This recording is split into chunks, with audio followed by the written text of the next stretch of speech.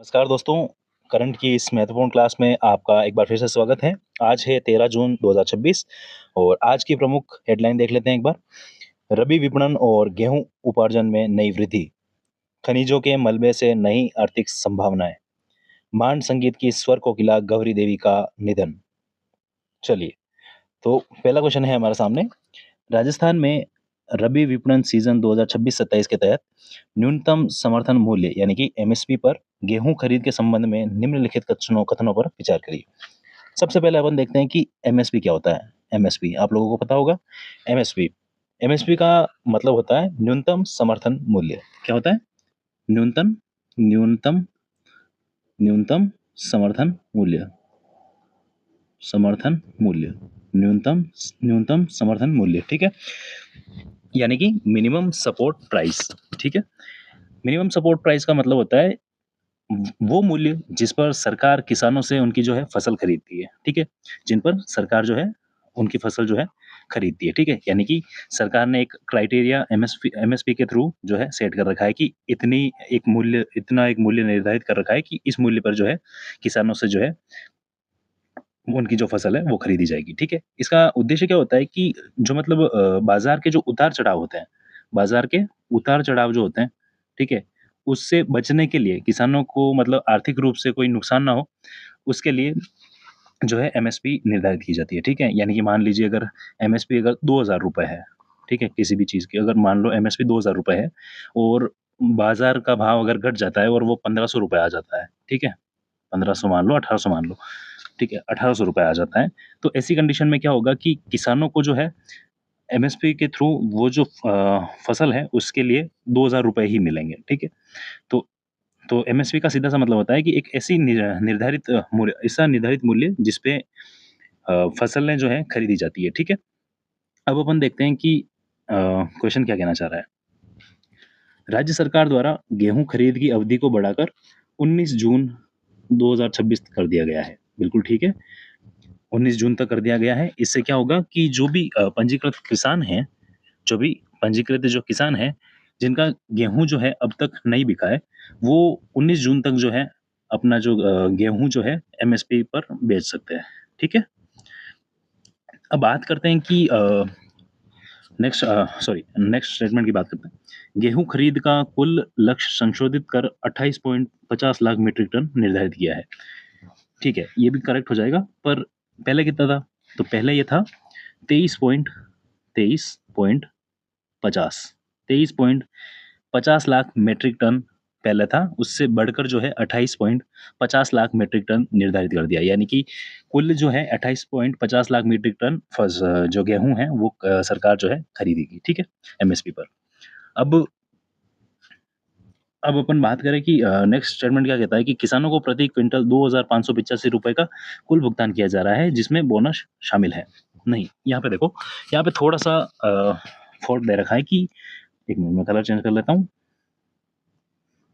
देखो, यहाँ पे लिखा है 2585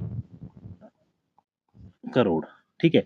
बिल्कुल करेक्ट है। लेकिन इसमें कहा है कि जिसमें बोनस शामिल है। नहीं, इसमें बोनस शामिल नहीं है। इसमें क्या होगा कि 2585 करोड़ रुपए तो प्रति क्विंटल देंगे ही, ठीक है? एमएसपी।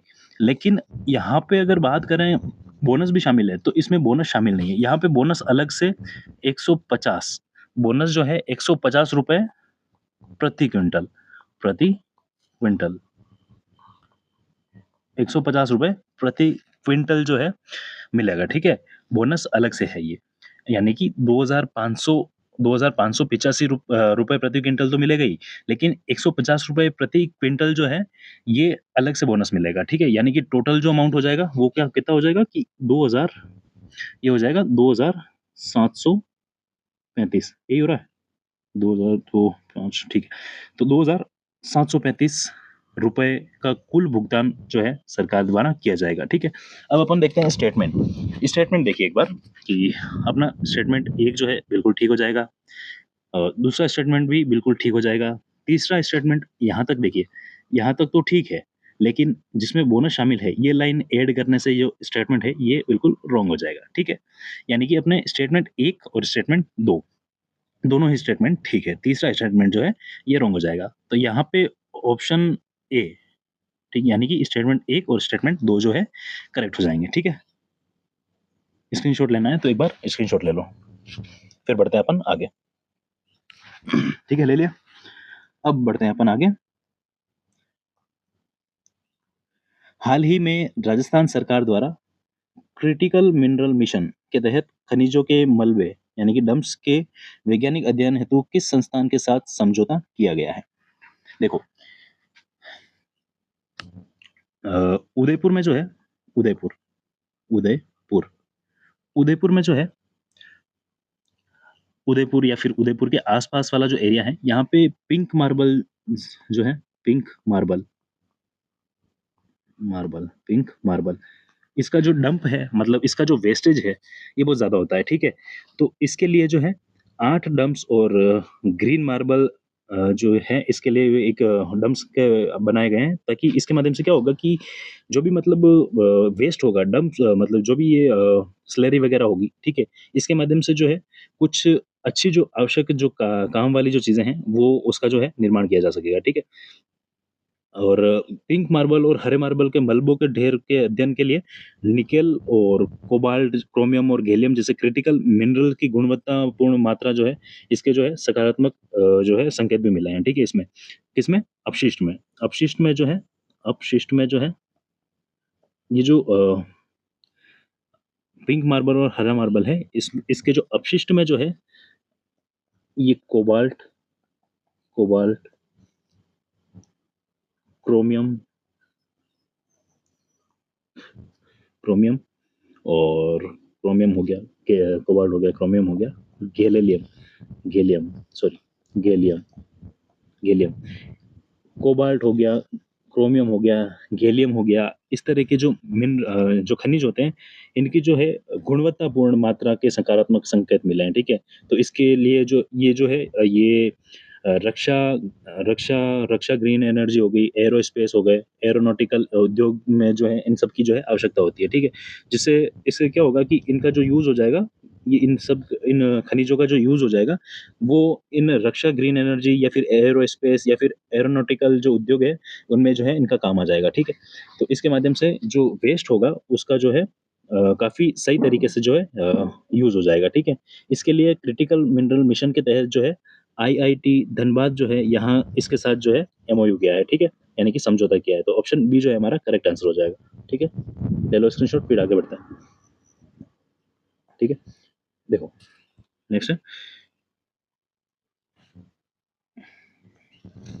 मांड लोक गायिका गौरी देवी, जिनका हाल ही में निधन हुआ है, जिनका जन्म राजस्थान के किस जिले में हुआ है, ठीक है? तो आप लोगों को पता है किस में हुआ है जन्म? देखो मैं बताता हूँ, 1 मिनट। गौरी देवी ये तो आपको पता है ना कि इनको जो है क्या कहते हैं अपन? मांड गायिका कहते हैं। मांड गायिका मांड मांड गायिका कहते हैं, ठीक है? मांड गायिका, ठीक है? इनका जन्म अगर देखें तो इनका जन्म हुआ है बाड़मेर में, बाड़मेर। अब आपको कोई ये कहता हुआ मिल जाएगा कि इनका जन्म जो है जोधपुर में हुआ है, तो उनका कहना भी ठीक है। पर वो क्या कह रहे हैं कि जोधपुर में तो हुआ है, लेकिन जोधपुर रियासत में हुआ था, ठीक है? जोधपुर रियासत। जोधपुर रियासत का ही हिस्सा थी बाड़मेर, ठीक है? इनका जन्म हुआ था 1920 में। 1920 में जो है इनका जन्म हुआ था, ठीक है? वर्तमान में ये पाली में रहते हैं, सॉरी रहते थे। वर्तमान में ये पाली में रहते थे।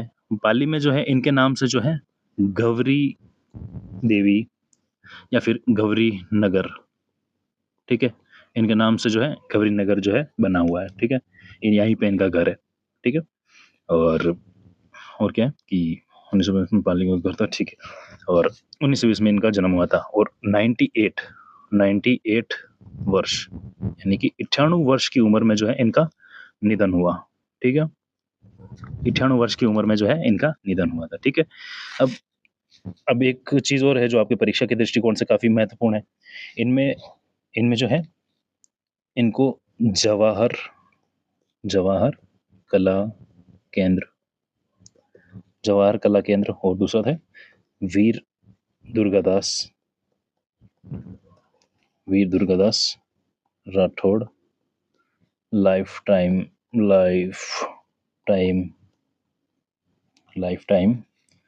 अचीवमेंट। जवाहर कला केंद्र और Veer Durgadas Rathore lifetime achievement जैसे अवार्ड भी इनको मिले हैं, ठीक है। और इनका एक फेमस गीत है, आप लोगों ने सबने सुना होगा, और कोरोना में तो आप लोगों ने बहुत ज्यादा ही सुन लिया होगा इनका ये जो फेमस गीत है। बताऊं कौन सा है? अगर आपको पता हो तो एक बार बता दो, बाकी फिर मैं बताता हूँ। उस गीत का नाम है मोर बोले रे, ठीक है। तो ये मोर बोले रे कोरोना में आपने बहुत सुना होगा। बाकी ये पूछा है क्वेश्चन में कि मान लोक गायिका गौरी देवी जिनका हाल ही में निधन हुआ है, इनका जो जन्म है राजस्थान के किस जिले में हुआ था? तो जिला अगर पूछे तो आपको करना है बाड़मेर, ठीक है। बाड़मेर में जो है इनका जन्म हुआ था, ठीक है। 1920 में इनका जन्म हुआ था। उस समय अगर देखा जाए तो ये एक जोधपुर रियासत का हिस्सा थी, ठीक है। तो अगर जोधपुर आए तो भी करेक्ट है, बाड़मेर आए तो भी करेक्ट है, ठीक है। तो आपको ये ध्यान रखना है, ठीक है। आगे बढ़ते हैं। फ्री पीडीएफ अवेलेबल है टेलीग्राम पे, तो आप भारत स्टडी एकेडमी जो चैनल है अपना टेलीग्राम का, यहाँ पे आप ज्वाइन करके पीडीएफ प्राप्त कर सकते हैं। और डेली जो करंट के आप इस क्लास में जो करंट की जो क्वेश्चन देख रहे हैं, समझ रहे हैं, इनके आधार पर वापस एमसीक्यू करवाते हैं, तो वहाँ पे आप अपनी प्रैक्टिस भी कर सकते हैं, ठीक है। तो इसके लिए आप टेलीग्राम ज्वाइन कर लेना, ठीक है। आगे बढ़ते हैं, 12 जून का रिवीजन देख लेते हैं, ठीक है। राजस्थान आवासन मंडल द्वारा आयोजित शहरी सेवा शिविर 2026 के संबंध में निम्नलिखित कथनों पर विचार कीजिए। 12 जून से 15 जुलाई तक आयोजन हुआ था। 12 जुलाई से 15 जुलाई तक आयोजन होगा, बिल्कुल। शिविरों का मुख्य उद्देश्य आमजन को एक स्थान पर त्वरित पारदर्शी समाधान उपलब्ध कराना है, बिल्कुल ठीक है। इन शिविरों में केवल आवासीय योजना संबंध नहीं, आवासीय नहीं, अन्य जो भी प्रमुख योजना है वो भी शामिल है इसमें। तो 1 और 2 जो स्टेटमेंट है ये करेक्ट हो जाएगा, ठीक है। आगे बढ़ते हैं। राजस्थान पुलिस की साइबर शाखा द्वारा हाल ही में जारी दिशा निर्देशों के संदर्भ में निम्नलिखित कथनों पर विचार कीजिए। साइबर अपराधी डीप फेक वीडियो का उपयोग करके फर्जी निवेश प्लेटफॉर्म को बढ़ा दे रहे हैं, ठीक है। ठगी प्रक्रिया में एलीट इन्वेस्टमेंट ग्रुप या सुपर ट्रेडिंग क्लब जैसे करके टेलीग्राम ग्रुप में ज्वाइन किया जाता है, बिल्कुल ठीक है। साइबर ठगी होने पर राजस्थान पुलिस के इसके नंबर पे आप कॉन्टैक्ट कर सकते हैं शिकायत के लिए। तो तीनों स्टेटमेंट करेक्ट हो जाएंगे, ठीक है। नेक्स्ट बढ़ते हैं आगे। आयोग की शासी परिषद की 11वीं बैठक में मुख्यमंत्री भजनलाल शर्मा द्वारा प्रस्तुत विजन के संदर्भ में निम्नलिखित कथनों पर विचार कीजिए। 2029 तक प्रदेश को $350 बिलियन की अर्थव्यवस्था बनाने का लक्ष्य निर्धारित किया है, ठीक है। अगर आप टेलीग्राम जो ज्वाइन करोगे उसमें आपको ये सारे क्वेश्चन जो है आज की डेट में आपको मिल जाएंगे, ठीक है। तो वहाँ आपको ये एक सिंगल जो स्टेटमेंट है इसके आधार पर क्वेश्चन मिल जाएंगे, तो आपके ये सारे डाउट जो है वहाँ पे क्लियर हो जाएंगे, ठीक है। राजस्थान की वर्तमान जीएसडीपी वृद्धि दर 10.24% है, ठीक है। माय भारत अभियान में पंजीकरण के मामले में देश में प्रथम स्थान पर नहीं, ये गलत हो जाएगा, ठीक है। तो स्टेटमेंट 1-2 करेक्ट हो जाएंगे, तो ये 1 और 2 यानी ऑप्शन ए ठीक है। राजस्थान की सांस्कृतिक विरासत के संरक्षण के संदर्भ में शेखावाटी हवेली संरक्षण योजना यानी चूरू सीकर झुंझुनू, ऑप्शन बी ठीक है। बूंदी जिले के तालेड़ा क्षेत्र में विकास के नया एयरपोर्ट बनेगा, ठीक है। ये क्वेश्चन आपके लिए, कमेंट करके बता देना जवाब, ठीक है। कमेंट करो और जवाब बताओ, ठीक है। बाकी अपन मिलते हैं कल की क्लास में, तब तक के लिए अपना ध्यान रखना, टाइम टू टाइम रिवाइज करते रहना, और एमसीक्यू लगाना है तो टेलीग्राम ज्वाइन कर लो फटाफट से, ठीक है। मिलते हैं कल की क्लास में।